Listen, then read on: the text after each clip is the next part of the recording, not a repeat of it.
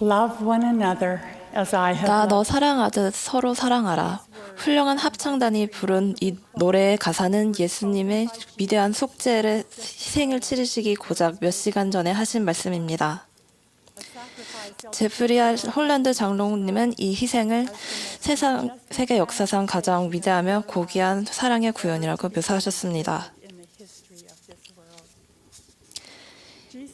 예수님은 사랑하라고 가르치셨을 뿐만 아니라 당신이 가르친 바대로 사셨습니다. 성역을 베푸시는 동안 예수님은 두루 다니시며 선한 일을 행하시고 모든 사람에게 그분이 보이신 모범대로 행하라고 간곡하게 말씀하셨습니다. 그분이 다음과 같이 가르쳤습니다. 누구든지 제 목숨을 구원하고자 하면 누구든지 나를 잃을 것이요 나를 위하든지 목숨을 잃으면 구원하리라. 사랑하는 계명을 이해하며 계명대로 살아오신 토마스 S. 몬슨 회장님은 이렇게 말씀하셨습니다.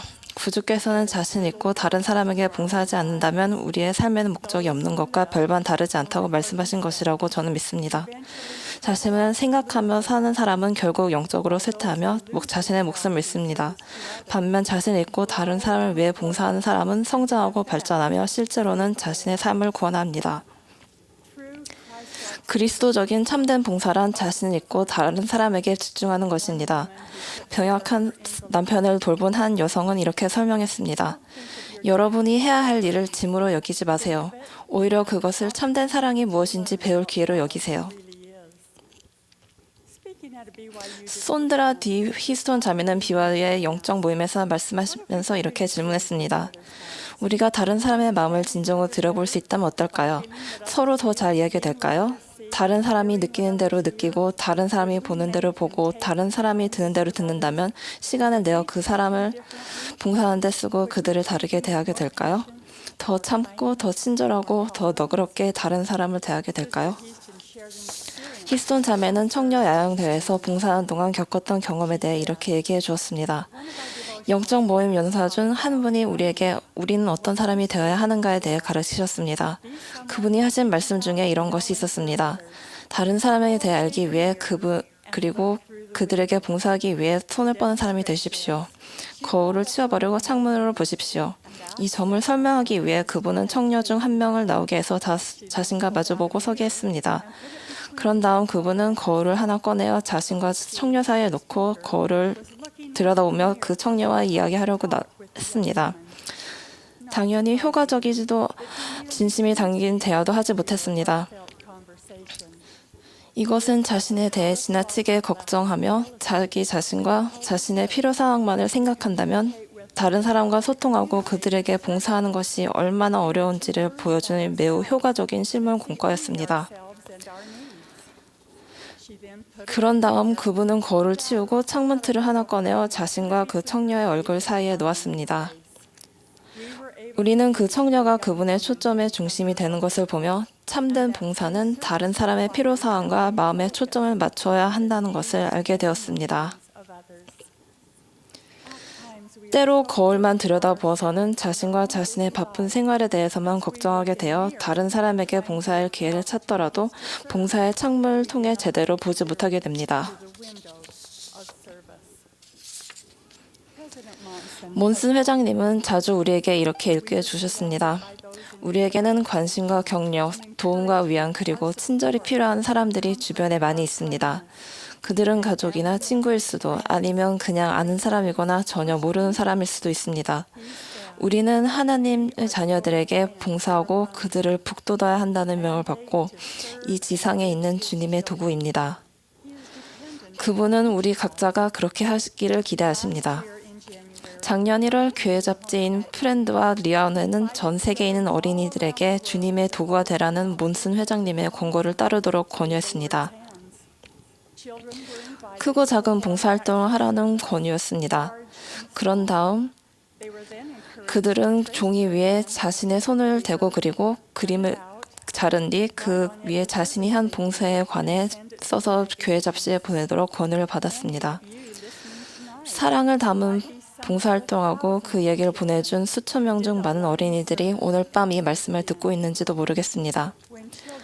어려서부터 다른 사람을 사랑하고 그들에게 봉사하는 법을 배우면 평생 봉사하는 습관을 갖게 됩니다. 때로 어린이들은 사랑을 보이고 봉사하는 것이 반드시 크고 거창할 필요는 없음을 가르쳐 줍니다. 그것이 크고 중요하고 큰 차이를 만들기 위해서라도 말입니다.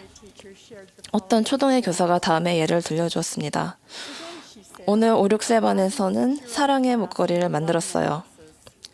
어린이들은 각자 종이띠 위에 그림을 그렸지요. 하나에는 자기의 모습을, 또 하나에는 예수님을, 그리고 또 다른 것에는 가족이나 사랑하는 사람을 그렸답니다. 우리는 그 띠에 풀칠해서 동그랗게 고리를 만들어 연결해서 사랑의 목걸이를 만들었어요.